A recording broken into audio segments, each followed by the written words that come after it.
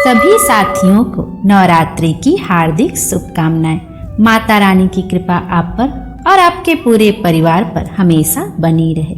नवरात्रि प्रारंभ का अर्थ है माता दुर्गा की पूजा का शुभारंभ, जो वर्ष में 2 बार चैत्र और अश्विन मास में विशेष रूप से मनाया जाता है। यह नवरात्रि चैत्र मास की नवरात्रि है। यह 9 दिनों का पर्व होता है, जिसमें शक्ति की आराधना, तप, भक्ति और साधना की जाती है। नवरात्रि प्रारंभ में माँ दुर्गा की कथा का श्रवण मात्र से जीवन की हर रुकावट, हर पीड़ा और हर क्लेश को समाप्त किया जा सकता है। यह केवल एक कथा नहीं, एक दिव्य अनुभव है जो आपके पूरे जीवन की दिशा को बदल सकता है। कृपया इस कथा को पूरा सुने।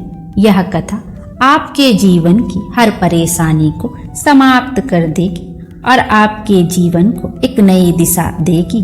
आइए अब माता का ध्यान करते हुए बहुत ही श्रद्धा भाव के साथ सुनते हैं नवरात्रि की यह दिव्य कथा। बहुत समय पहले की बात है। एक कन्या ने अपने परिवार को संकट से बचाने के लिए कठिन तपस्या की। उसके हृदय का भाव इतना सच्चा था कि माता ने प्रसन्न होकर उसकी रक्षा की। उस दिन को नवरात्रि प्रारंभ का दिन माना गया, जो मनुष्यों को यह सिखाता है कि सच्चे भाव और तपस्या से हर संकट दूर हो सकता है।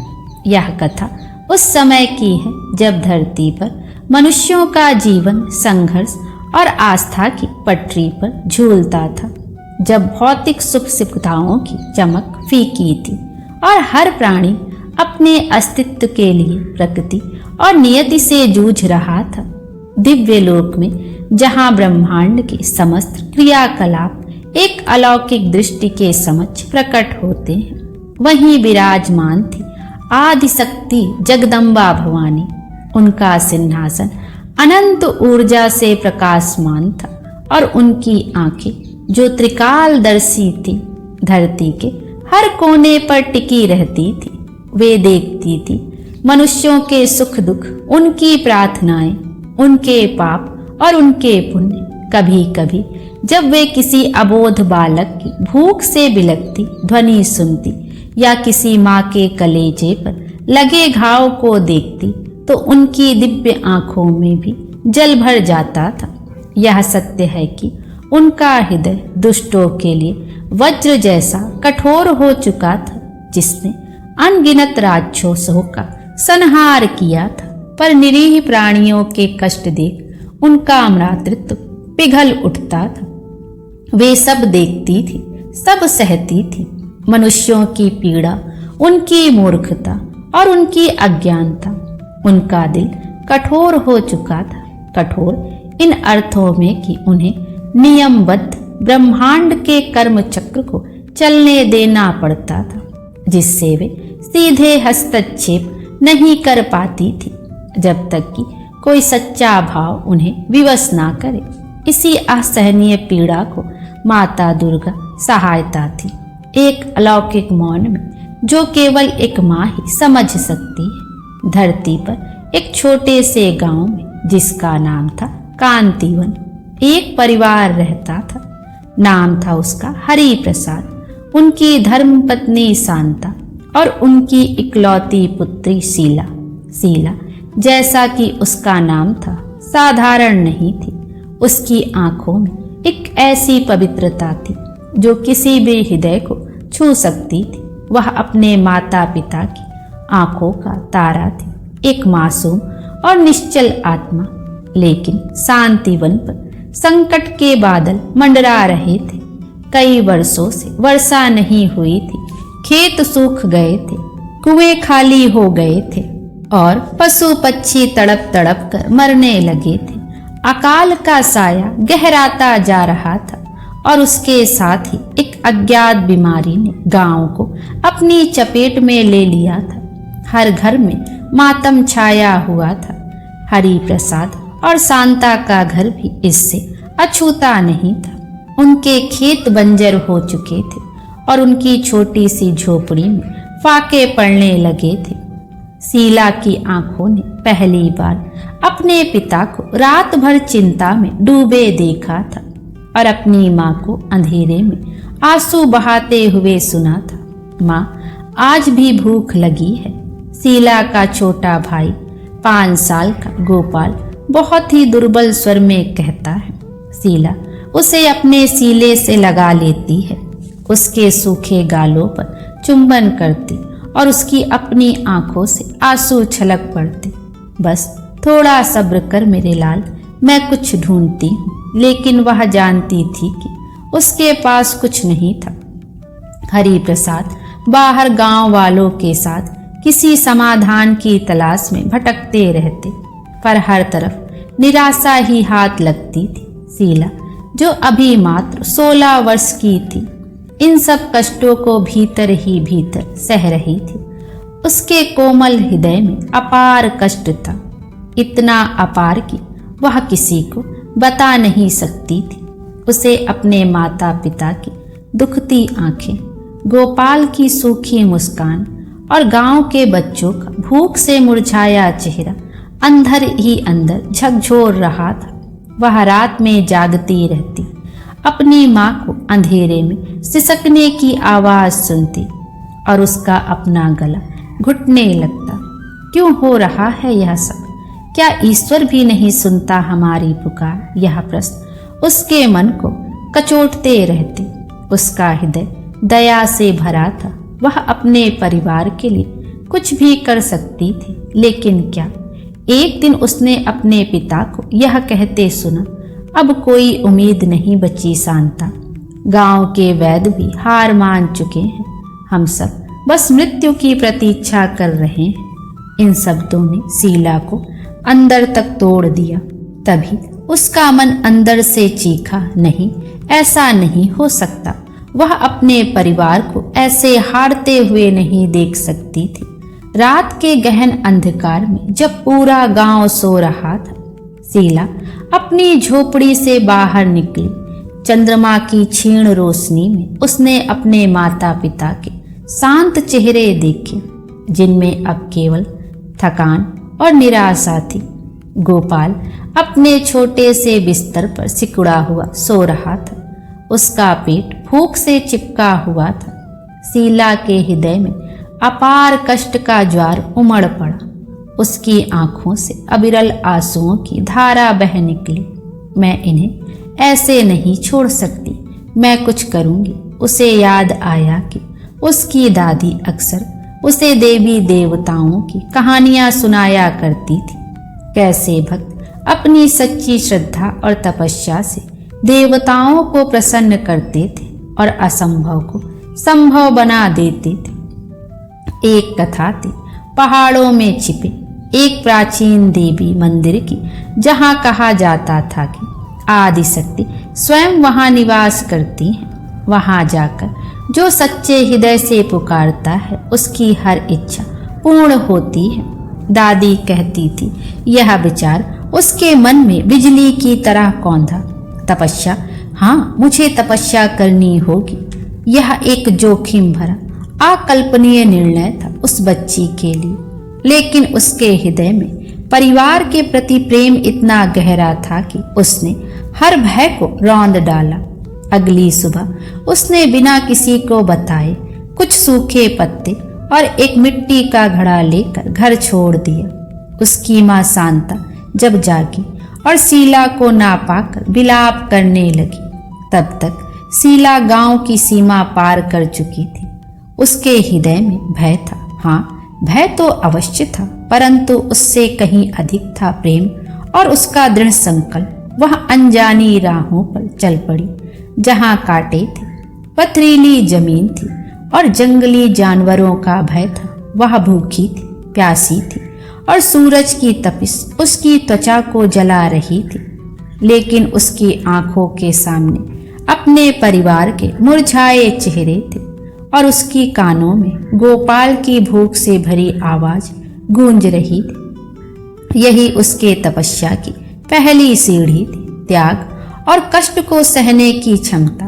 कई दिनों के बाद वह उस प्राचीन मंदिर के पास पहुंची, जिसके बारे में दादी ने बताया था। वह एक पहाड़ी की चोटी पर स्थित था। चारों ओर घने जंगल और विशालकाय वृक्षों से घिरा था वह मंदिर बहुत ही जीर्ण अवस्था में था, पर उसकी दीवारों पर देवी माँ की एक धुंधली मूर्ति अब भी विराजमान थी।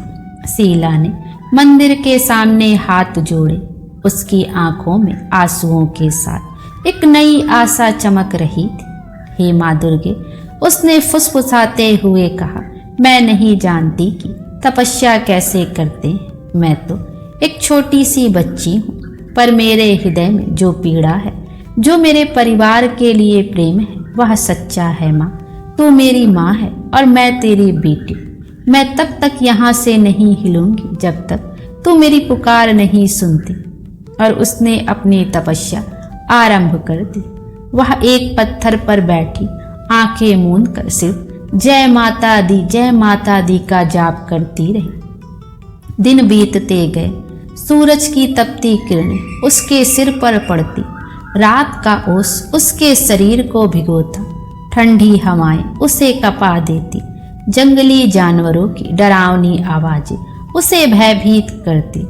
सांप उसके पास से गुजरते। कीड़े मकोड़े उसे काटते। भूख और प्यास की ज्वाला उसे अंदर से जला रही थी। उसके शरीर पर छाले हो गए थे, त्वचा फट गई थी और हड्डियां दिखने लगी। एक एक पल कष्ट का था, पहाड़ जैसा था। उसका शारीरिक कष्ट तो था ही, पर उससे भी कड़ा कष्ट था मानसिक। कभी कभी उसके मन में निराशा घर कर जाती। क्या मैं सही कह रही हूँ? क्या माँ सचमुच मेरी पुकार सुनेंगी? क्या मेरा परिवार अब तक जीवित है? क्या मैंने उन्हें अकेला छोड़कर गलती की? यह विचार उसे अंदर तक तोड़ देते और उसकी आंखों से गर्म आंसुओं की धारा बह निकलती। इन क्षणों में वह अपनी आंखें खोलती और धुंधली हो चुकी देवी की मूर्ति को टकटकी लगाए निहारती रहती। उसे लगता जैसे माँ की आंखों में भी एक अथाह पीड़ा है जो उसे देख रही है। वह अपने आंसुओं को पोंछती और फिर से अपनी आंखें बंद कर लेती और स्वयं से कहती, मुझे हार नहीं माननी। मुझे अपने परिवार के लिए यह करना है। मेरे परिवार को मेरी जरूरत है। दिव्य लोक से माता सब कुछ देख रही थी। शीला की हर सांस, उसकी हर पीड़ा, उसके हृदय की हर आवाज। माता के कठोर हृदय में भी इस बच्ची के लिए असीम दया उमड़ रही थी। जब शीला भूख से तड़पती, माता के अधरों पर एक अदृश्य कंपन होता। जब प्यास से उसका कंठ सूखता, माता की आंखों में पानी आ जाता। वे अपनी दिव्य शक्ति से उसे कभी कभी सांत्वना देती। एक ठंडी हवा का झोंका, एक जंगली फल जिसे कोई जानवर वहीं गिरा देता, या एक पल के लिए बादलों को सूरज को ढक देना। लेकिन वे तपस्या के नियमों को तोड़ने में असमर्थ थे। उन्हें देखना था कि शीला का संकल्प कितना दृढ़ है, उसका सच्चा भाव कितना गहरा है। कई सप्ताह और महीने बीत गए। शीला का शरीर अब केवल हड्डियों का ढांचा मात्र रह गया था। उसकी आवाज क्षीण हो चुकी थी, लेकिन उसके मन का संकल्प और भी दृढ़ हो गया था। अब उसके पास सोचने की भी शक्ति नहीं बची थी। वह बस एक यंत्र की भांति जय माता दी का जाप करती रही और उसकी आंखों के सामने उसके परिवार के चेहरे घूमते रहे। वह लगभग बेहोशी की हालत में थी जब एक रात भयंकर तूफान आया। बिजली कड़क रही थी, मूसलाधार वर्षा हो रही थी और तेज हवाओं से पैर जड़ से उखड़ रहे थे। शीला उस पत्थर पर निढाल पड़ी थी। उसका शरीर ठंडी बारिश में कांप रहा था। उसे लगा यह उसकी अंतिम रात है। क्षमा करना माँ, मैं हार गई। क्षमा करना माँ पिताजी, क्षमा करना गोपाल। उसके मन की अंतिम पुकार निकली। उसकी सांसें धीमे पड़ने लगी और उसकी आंखें बंद होने लगी। ठीक उसी पल दिव्यलोक में माता दुर्गा का धैर्य जवाब दे गया। उन्होंने देखा शीला का शरीर अब और नहीं सह पाएगा। उसकी तपस्या पूर्ण हो चुकी थी। उसका सच्चा भाव ब्रह्मांड को हिला चुका था। माता की आंखों से अब करुणा की अविरल धारा बह निकली और उनका कठोर हृदय, जो ब्रह्मांड की नियति के नियमों से बंधा था, उस बच्ची के प्रेम के सामने पिघल गया। एक पल के लिए तूफान थम गया। मंदिर के ऊपर से एक अलौकिक स्वर्णिम प्रकाश पुंज धरती पर उतरा। शीला ने अपनी क्षीण होती दृष्टि से देखा। उसके सामने वही धुंधली मूर्ति अब जीवंत हो उठी थी। देवी माँ अपने पूर्ण स्वरूप में प्रकट हुई थी। उनके आठों भुजाओं में शस्त्र सुशोभित थे। उनका मुखमंडल दिव्य प्रकाश से जगमगा रहा था, पर उनकी आंखों में शीला के लिए असीम वात्सल्य और करुणा थी। शीला की आंखों से आंसू बह निकले। यह दुख के नहीं बल्कि कृतज्ञता और माता के प्रति असीम प्रेम के आंसू थे। मेरी बच्ची शीला, देवी माँ की आवाज मेघ गर्जना जितनी शक्तिशाली, किंतु माँ की लोरी जितनी मधुर गूंज उठी। तेरा सच्चा भाव और तेरी कठिन तपस्या ने ब्रह्मांड के हर नियम को झुका दिया है। तूने अपने परिवार के लिए जो कष्ट सहे हैं, वह किसी भी तपस्वी के लिए प्रेरणा है। तेरे हृदय का प्रेम और त्याग अद्वितीय है। मैं तेरी तपस्या से अत्यंत प्रसन्न हूँ। शीला ने कुछ कहने की कोशिश करी, पर उसकी आवाज नहीं निकली। उसने बस हाथ जोड़ दिए। माता मुस्कुराई। उठ मेरी पुत्री, तेरी तपस्या आज सफल हुई। आज से तेरे गांव में वर्षा होगी, रोग दूर होंगे और सभी संकट समाप्त हो जाएंगे। तेरा परिवार सुरक्षित है और अब कभी दुख के साए तले नहीं रहे। एक दिव्य ऊर्जा ने शीला के शरीर में प्रवेश किया। क्षण भर में उसके शरीर के सारे घाव भर गए। उसका शरीर स्वस्थ और हष्ट-पुष्ट हो गया और उसकी आंखों में नई चमक आ गई। वह उठ खड़ी हुई और देवी माँ के चरणों में गिर पड़ी। हे माँ, यह सब आपकी कृपा है, उसने रुंधे हुए गले से कहा। माता ने उसे उठाया। यह तेरी तपस्या का फल है पुत्री। आज से मनुष्य को यह याद दिलाने के लिए कि सच्चे भाव और तपस्या से हर संकट दूर हो सकता है, इस दिन को नवरात्रि के प्रथम दिन के रूप में जाना जाए। 9 दिनों तक जो भी सच्चे हृदय से मेरी आराधना करेगा, उसे शीला की तपस्या का स्मरण होगा और मैं उसकी रक्षा करूंगी। माता दुर्गा ने आगे कहा। उनकी आवाज में चेतावनी और शिक्षा दोनों का मिश्रण था। मनुष्यों को यह समझना होगा कि केवल कर्म कांड या दिखावा पर्याप्त नहीं है। मुझे भौतिक चढ़ावे नहीं, बल्कि हृदय का सच्चा भाव चाहिए। जब तक तुम्हारा हृदय दूसरों के कष्टों से द्रवित नहीं होता, जब तक तुम निस्वार्थ भाव से त्याग नहीं करते, तब तक मेरी कृपा पूर्ण रूप से प्राप्त नहीं हो सकती। शीला की तपस्या यह सिखाती है कि प्रेम, त्याग और अटूट विश्वास ही सबसे बड़ी शक्ति है। यह एक चेतावनी भी है। भौतिक सुखों के पीछे भागते हुए अपनी आत्मा और अपने मूल्यों को ना खो देना। जब भी धरती पर संकट गहराएगा, सच्चे भाव से की गई तपस्या ही उसे दूर कर सकती है। यह कहकर देवी माँ अपने दिव्य रूप में विलीन हो गई। पीछे छोड़ गई सिर्फ एक सुनहरी आभा और शीला के हृदय में असीम शांति। अगले दिन सुबह होते ही शीला अपने गांव की ओर चल पड़ी। उसका हृदय अब हल्का था, पर उसके कदम दृढ़ थे। जब वह गांव के पास पहुंची तो उसने देखा आकाश में काले बादल छाए हुए थे और देखते ही देखते मूसलाधार वर्षा होने लगी। सूखी धरती प्यासी थी और उसने हर बूंद को सोख लिया। गांव वाले बाहर निकल आए। अपनी आंखों पर विश्वास नहीं कर पा रहे थे। उनकी आंखों में आंसू थे, पर इस बार यह दुख के नहीं बल्कि आनंद और कृतज्ञता के आंसू थे। शीला अपने घर पहुंची। उसके माता पिता, जो उसकी चिंता में सूख गए थे, उसे देखकर स्तब्ध रह गए। शीला ने उन्हें गले लगा लिया और उन्हें सारी बात बताई। उनकी आंखों से भी आंसुओं की धारा बह निकली। गोपाल, जो अब तक दुर्बल था, अपनी बहन को देखकर मुस्कुराया और एक नई ऊर्जा उसके चेहरे पर झलक रही थी। धीरे धीरे वर्षा ने खेतों को सींचा, बीमारी दूर होने लगी, गांव में फिर से खुशहाली लौटने लगी। शीला की कथा पूरे गांव में फैल गई और फिर दूर दूर तक लोगों ने समझा कि कैसे एक छोटी सी बच्ची अपने सच्चे भाव और कठिन तपस्या से अपने परिवार और पूरे गांव को बचा सकती है। और तब से हर वर्ष जिस दिन शीला ने अपनी तपस्या आरंभ की थी, वह दिन नवरात्रि का प्रथम दिन माना जाने लगा। 9 दिनों तक लोग देवी माँ की आराधना करते, शीला की तपस्या का स्मरण करते और अपने हृदय में सच्चे भाव और निष्ठा को जगाने का प्रयास करते।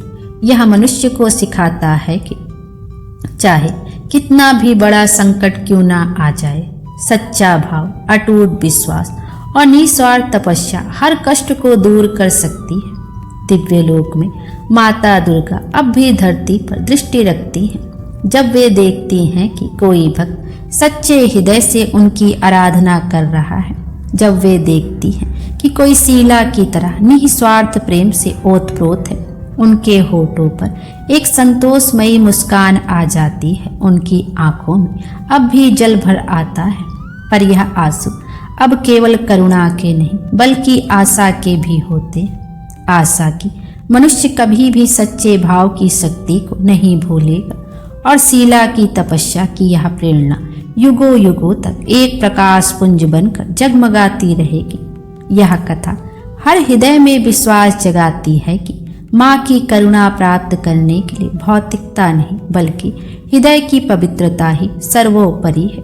और यही सबसे बड़ा सत्य है कि जो माता को सच्चे दिल से पूजता है, माता उसकी पुकार अवश्य सुनती है, उस पर अपनी करुणा जरूर करती है। यह थी नवरात्रि की व्रत कथा। जो भी भक्त सच्चे दिल से इस कथा को सुनता है, इस कथा को सच्चे दिल से समझता है, इसकी बातों को धारण करता है, माता की कृपा उस पर और उसके परिवार पर हमेशा बनी रहती है। प्रेम से बोली माता रानी की जय और कमेंट में जय माता दी अवश्य लिखिएगा। और आप सभी का बहुत बहुत धन्यवाद कि आपने इस कथा को पूरा सुना। जय माता दी। माता रानी हम सब की मनोकामना पूर्ण करे और हमारे जीवन को खुशियों से भर दे। Thank you. जय माता दी।